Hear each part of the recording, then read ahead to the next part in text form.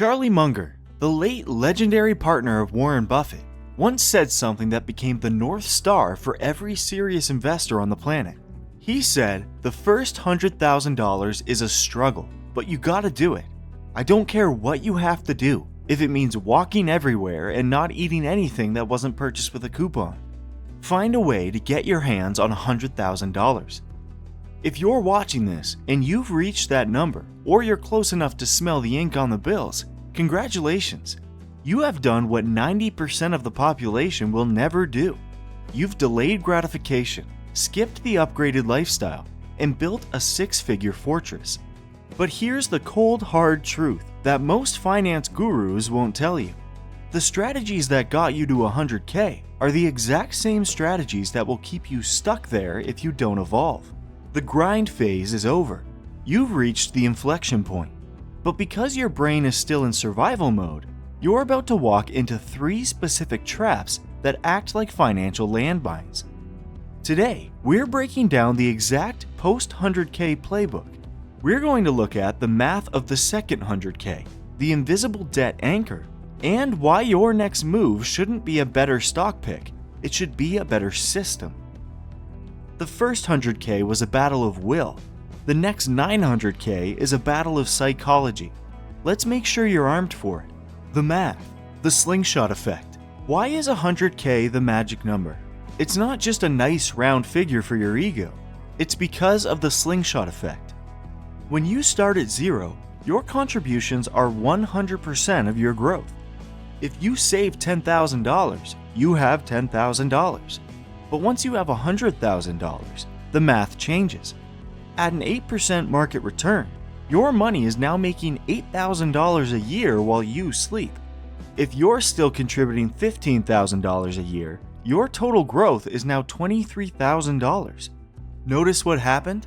At 100K, your money is now doing more than 1/3 of the heavy lifting.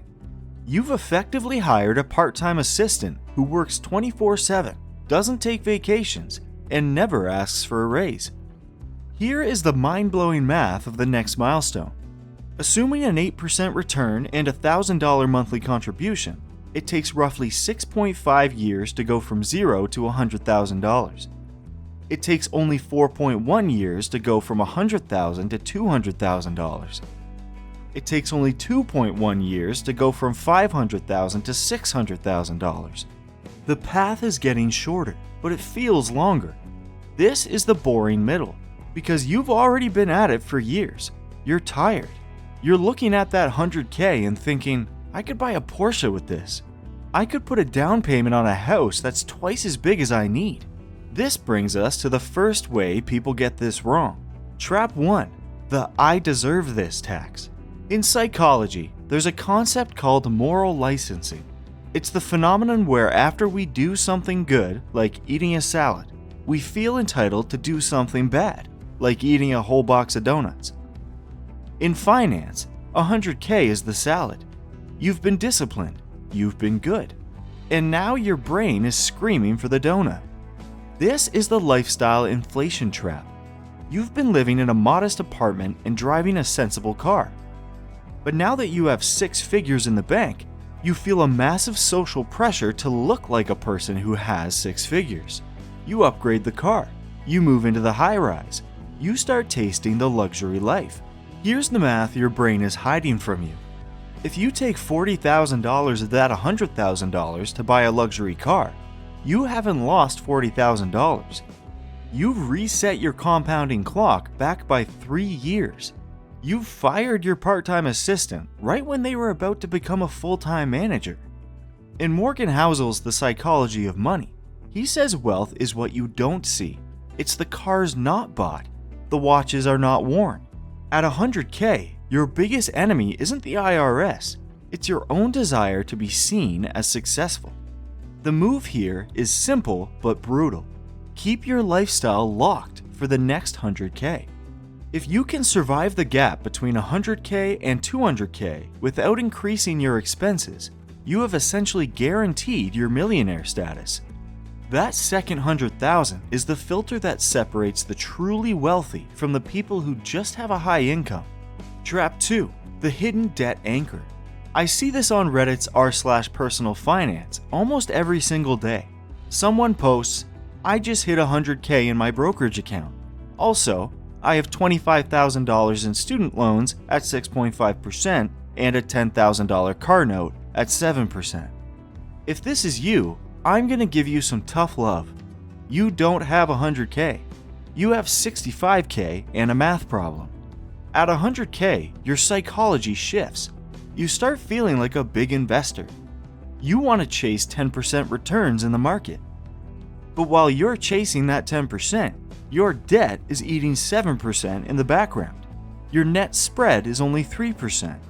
If you have debt over 5 to 6%, use this milestone to wipe it out.